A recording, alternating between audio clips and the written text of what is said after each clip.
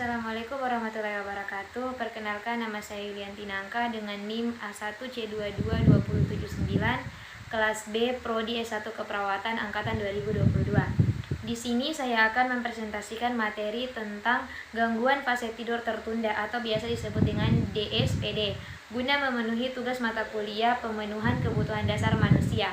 Dosen pengampu Nurse Imran Pasar. Apa itu sindrom fase tertunda? Delayed Sleep Phase Syndrome atau biasa disebut dengan DSPS atau sindrom fase tertunda adalah adanya gangguan dengan jam internal tubuh atau ritme circadian rhythm.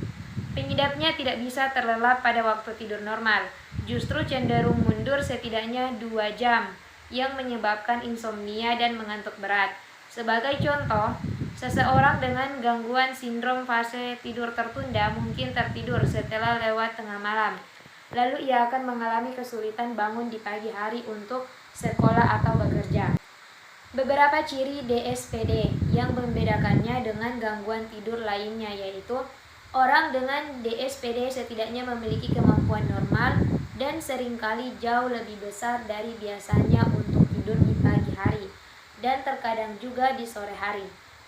Sebaliknya, mereka yang menderita insomnia kronis tidak merasa lebih mudah tidur di pagi hari daripada di malam hari.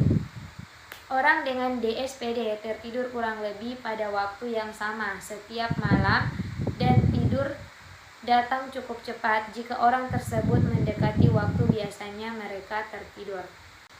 Anak-anak dengan DSPD menolak tidur sebelum mereka mengantuk, tetapi kesulitan jika mereka dibiarkan begadang sampai waktu biasanya mereka tidur. Pasien DSPD biasanya tidur dengan nyenyak dan teratur ketika mereka dapat mengikuti jadwal tidurnya sendiri. Misalnya, pada akhir pekan dan saat liburan. DSPD adalah kondisi kronis. Gejala harus sudah ada 3 bulan sebelum diagnosis DSPD dapat dibuat. Gejala atau tantangan yang dialami pengidapnya. Dilansir Stanford Healthcare, setidaknya ada 2 tantangan utama yang dihadapi oleh pengidap sindrom fase tidur tertunda atau DSPD, yaitu 1. Tidur sangat larut, biasanya beberapa jam setelah tengah malam atau bahkan menjelang pagi. 2. Sulit bangun pada waktu normal pada pagi hari karena jam internal tubuh belum menghasilkan sinyal peringatan yang kuat untuk bangun. Karakteristik lainnya yaitu merasakan kantuk pada siang hari. Pengidapnya sulit untuk fokus atau konsentrasi dan merasa lelah sepanjang hari. Apa penyebab sindrom fase tidur tertunda? Ada beberapa penyebab, yaitu 1. Genetik. Jika kita mempunyai keluarga atau kerabat dekat dengan sindrom fase tidur tertunda, peluang kita mengembangkan kondisi tersebut jauh lebih tinggi, sekitar 40%. Orang dengan sindrom fase tidur tertunda memiliki riwayat keluarga dengan gangguan tersebut. 2. Kebiasaan tidur yang buruk, seperti tidak mendapatkan paparan cahaya yang cukup di pagi hari atau justru terpapar banyak cahaya, lampu atau layar gadget pada malam hari. Yang ketiga itu kegemukan. Sebuah studi tahun 2019 dari Boston menunjukkan hubungan kronotip malam dan jet lag sosial yang lebih besar pada remaja perempuan, tetapi tidak pada laki-laki terlepas dari durasi tidur. Yang keempat yaitu insomnia kronis. Sindrom fase tidur tertunda mempengaruhi 10% orang dengan insomnia kronis. Yang kelima yaitu gangguan pemusatan perhatian hiperaktif. DSPD secara genetik terkait dengan gangguan attention deficit hiperaktif dengan temuan dalam gen yang sama antara mereka yang terlibat dalam ritme sirkadian. Yang keenam itu ada gangguan obsesif kompulsif.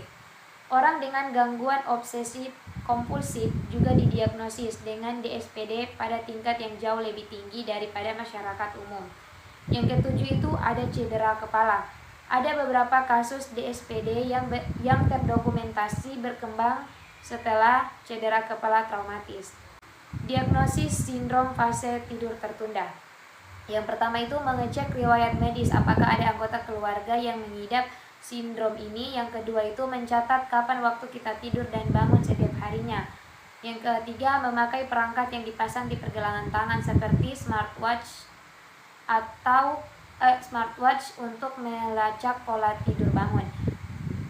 Yang kelima itu melakukan polisomnogram, yaitu tes yang akan memantau gelombang otak dan detak jantung selama tidur. Pengobatan sindrom fase tidur tertunda, yaitu 1. Terapi cahaya terang atau bright light therapy. Setelah bangun tidur, duduklah di dekat lampu putih yang terang selama 30 menit. Paparan cahaya bisa membantu tidur lebih cepat dan memajukan jam internal tubuh. Yang kedua itu pemberian suplemen melatonin.